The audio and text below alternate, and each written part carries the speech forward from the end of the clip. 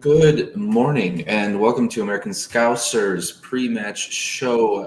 I am back in the host chair for some ungodly reason. They keep letting me back in, but Gally is here to monitor me. How are you doing, Gally? I'm doing good, doing good. Excited for today's match. Excited to see if the Reds can take advantage of this enormously early holiday gift that they've been given.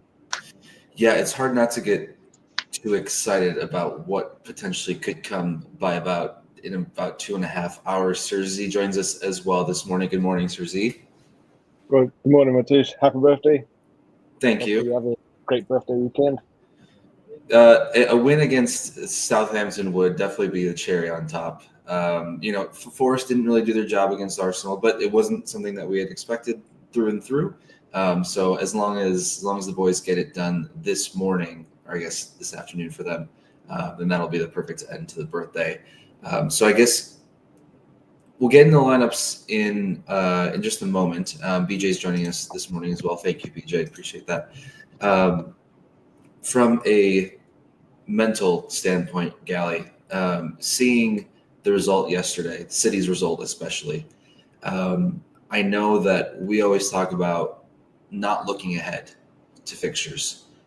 But when you're playing Southampton and then you've got Real Madrid and Manchester City on the ticket for the rest of the week, it can be hard to look past that. Do you think yesterday's result puts the mindset in a better place today, or do you still feel, because I think Timochin and maybe and other people feel like this is one of those perfect recipes for a trap game, if you will, right? And so I don't know if yesterday's result helps or hurts that. I think it helps it. I think that if City had blown doors yesterday and won 4-0, you might be thinking to yourself, like, okay, they took care of their business. We take care of ours. We're still 5 points clear. We host them next week, and we have Madrid in 4 days. We make a statement, and there's the chance for the true banana skin type of a moment. I think with City getting throttled, I think it being the evening game in the UK. Let's not kid ourselves. Their training session yesterday was wrapped around them getting to watch, or at least the coaches being able to watch quite a bit of that City match in preparation for next week. And the players got a pep in their step. We were all, I don't know about you, but I was having a great afternoon, swinging like we just won the Champions League, just kind of bopping around and smiling. Like every once in a while, I would just say out loud, like, I can't fucking believe it. And the people I was with would be like, what? I was like, oh, I'm talking about Liverpool having a chance to go 8 points clear.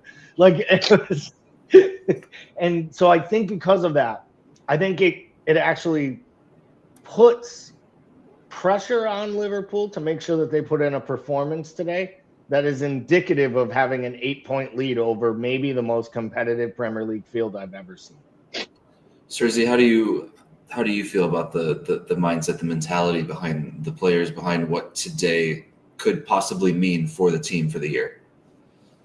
I'm nervous for them. I mean, as much as I also enjoyed City losing yesterday, I'm more nervous now. I guess we haven't been in a situation where Slot's been in charge of us, where we've been ahead of City, especially like this. I think with Klopp, we've seen it, and we've seen City lose, and then we drop points, and then we just kind of like the stalemate. So it'll be interesting. I really don't care about the performance today. I just want to win. I just want to get the 3 points on the board, and and just create that mental. Just screw of City and Arsenal mentally. And I know if we win today, our Arteta's head's going to fall off as well. So, everyone's wanting us to lose today. So it's pressure. It's pressure as a Liverpool fan definitely today. Like I say, I don't care about the performance. Even if we win 1-0 through an own goal, I'll take it. And speaking of pressure, just to add to the hosting pressure and bring out another fantastic host, Maka joins us this morning. Good morning, Maka. Hi, good morning. Are you talking about my hypertension? I may drop dead in the middle of this sentence, just so we all know. Well, I mean, as long as you get out what you need to say first, then whatever happens after that is okay. We've just been talking about the mentality of the players of the team potentially given City's result yesterday. and talking about how big of a match this is, and whether or not they may be overlooking this match given the opponent. I think all of us, after hearing everyone talk, pretty much agree that this is most likely something that they went over last night and felt like this is going to be their best chance to add on to that lead. So the mentality there. Do you have any worry about them looking past this fixture? I don't, and the reason why is because Klopp fed off emotion. And there's a balance with emotion. You can over motivate players sometimes where they become anxious, which I think we saw a lot of the time with the early goals that we conceded. Whereas Slot's he is the slot machine. He's just calm, straight down the line. So I think that the players will go out knowing exactly what they have to do. It'll be probably boring and cagey, I would imagine, at least in the first 15, 20 minutes, as we just decide how we're going to play the game. And then even if we concede early, we don't go rushing after it under Slot. We just, okay, that happened. Let's continue with what we were setting out to do. And then we end up doing what we set out to do, apparently, so far, except for Notts Forest. So I'm not worried about the mentality at all. I just I worry about who the number 9 is. I think that's a good point. And the number 9 is going to be big on the screen here in just a second. Brian joining us this morning as well. An 11-point gap would be amazing. That's what the gap could be by the end of November. So speaking of the worry of the number 9, let's bring him onto the screen there, Darwin. Gally, looking at this lineup, looks like kind of business at the back of back in the back four. We've got Jones, Szoboszlai, and Gravenberch to put up that midfield, so no McAllister. And then finishing up top, we've got Mo, Gakpo, and Nunez. Any sort of surprise, and or would you have gone a different direction? Not really a surprise. I predicted that Gakpo and Jones would start. I did think McAllister needed a rest, and I think it's smart to do it coming off the international break. Little shocked, or little bit surprised that it's not Tsimikas here over Robertson, but I think it's a coin toss right now, and maybe the way that Madrid likes to play, this has more to do with wanting Tsimikas against Madrid, creating on the left and playing with Diaz. And I think it was very smart to have Diaz be the one who's going to start most likely the Champions League match on the left-hand side. Well documented Real Madrid's issues at right back right now, and so much so that they're thinking about bringing in a right back who can't defend. No, I think that I don't have the worries that these guys have, but I'm not part of the Thursday night podcast, so I don't have to by trade and by compensation criticize Darwin Nunez, especially when he's actually playing in a rare period of like moderate to good form for him. So he's helping the team. He's doing his job. He's not offsides. He's not creating bad turnovers in key defensive areas. So for me, I think I'm more on your side. And I think my concern is that the supposed starting number 9 at the club got a bump in the chest and missed 6 weeks. If I speak, I am in trouble regarding Diogo Jota, so I do not say much. But Brian here says Tsimikas and Diaz will work much better against Madrid, so that's probably, like Gally saying, what Slot might have in mind. Sergi, would you agree with that? Would you feel more comfortable with Diaz up against Madrid, or do you like the idea of maybe having Diaz for this game? No, I like the idea of him being rested. I think it's after the Forest game, like Cardi was saying, Slot will learn. And I think he's, shown that, not playing the South American players straight after the international games, add on away game. It was a good call. McAllister's just played too many games. He needs that rest. Diaz, again, we can bring him on later on in the game. And we might even play either of them on against Madrid. We might just give him a 4 weeks rest for City. I mean, we're pretty much through in the Champions League. We don't need to win the Madrid game. It would be nice. So even if you draw the Madrid game, it's more detrimental to Madrid than it is to us. So if you can give a week's break to to the players that need it, that'll be great. So I can do that McAllister playing against Madrid as well, and just give him a whole week break and just have him fit and ready to go against City. Yeah, and Mecca, so over to you then. With you had brought up the concerns for the number 9. Is that something that today that you are going to be looking for? Are you more worried today than usual at that 9 position? No, I just want the bloke to get shots. That's his job. That's like a goalkeeper who doesn't make saves. David James. You just want the player to do the job that they're supposed to do in the position they're in. If you get shots, I'm happy with it. The rest of his game is great. I love the rest of his game. And as Gally says, he's somehow figured out, oh, hang on, if I can only see the goalkeeper when the ball is played, the referee blows the whistly thing, and they get the ball back. I'm going to stop doing that. I think I'll stop doing that one. We just get shots. Biggest improvement. Yeah, it is. And it's a testament to Slot and the coaching staff, I think, that they figured out how to get that across to him. But as with like all of the other little mean things, we don't hate Darwin Núñez on the Thursday pod. We just want him to do his job. And if he gets shots, we've seen he puts the ball in the back of the net, possibly with more regularity than he did ever before. But you can't do that if you don't put the ball in target on the net. If he does that, I'm happy, man. Well, hopefully we'll get many on target today. Gally, so one of the conversations leading up to the match was Ali's availability. And so clearly we see that Kelleher's in goal. I think Slot said that Ali and Trent were not ready. Do you think this is going to be the last time we see Kelleher for a while? No, I don't, because I think there's a chance that he might even start against Madrid and that Alisson may not come back until next weekend, just to be absolutely sure. If he does start midweek, I still think we'll see Kelleher in the League Cup quarters, which is 2 weeks from now against Southampton. And then I think we'll also probably see him when we end up, playing in the FA Cup. I think he probably gets, if we end up with dead rubbers at the end of this crazy group stage, he might even get those December Champions League. I think I'd argue whether or not there's a bigger chance that we see 5. I'd ask, the real question is do we see 8 more opportunities for Kelleher to start this year for Liverpool? Because if the answer is over, then we see another Alisson injury. And if that happens, then I think it's probably time up, game over. Because this is 3 seasons in a row with a 2-month absence. And you can be the best keeper in the world, but we criticize Thiago and Daniel Sturridge and all the other sick notes we've had in the side.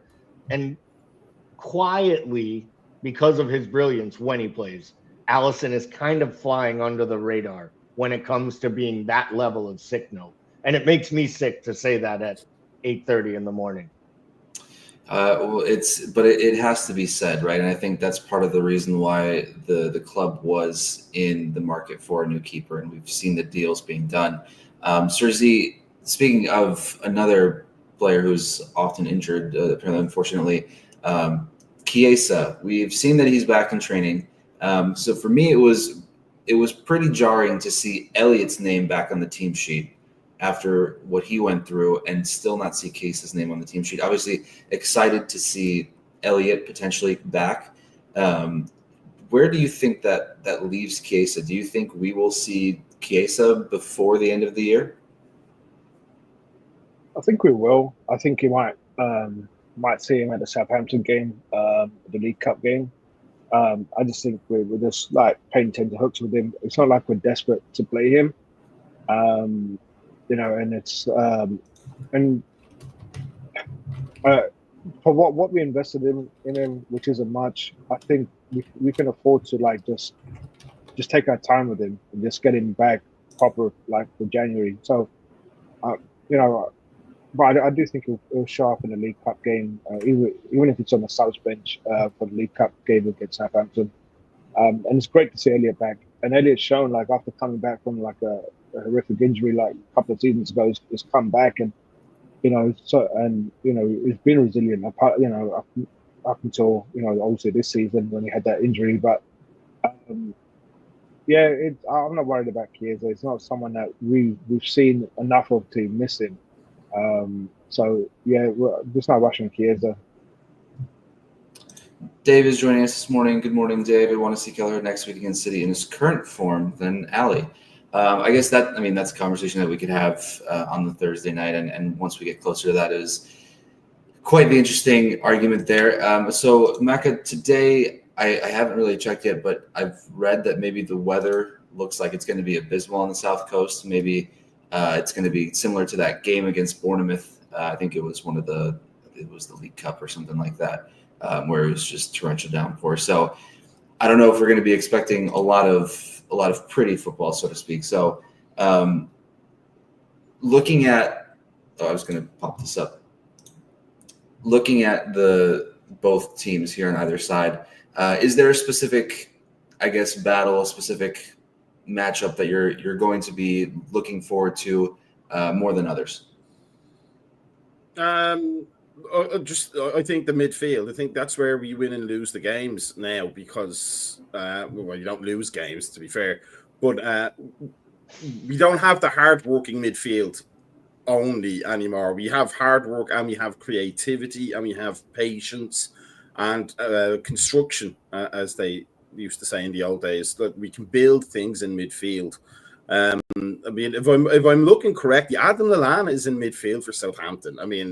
If we can't play around Adam Lallana, and we all love Adam Lallana, then we have no business talking about being in the league titles thing, regardless of being 8 points ahead.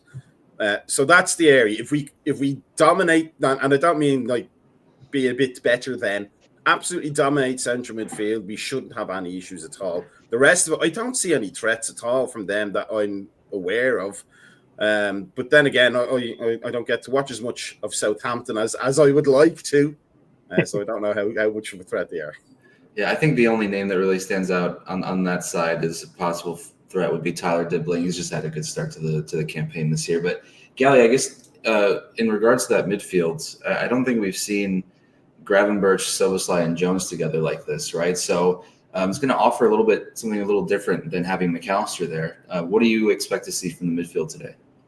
Yeah, I think this is a good opportunity. If you're going to land a little bit of an experiment or need to do some rotation, you might as well do it against a championship side, and that's what we're going up against today. That team's not any good. Like you say, where on the pitch do we need to win battles? Yeah, Tyler Dibling's good.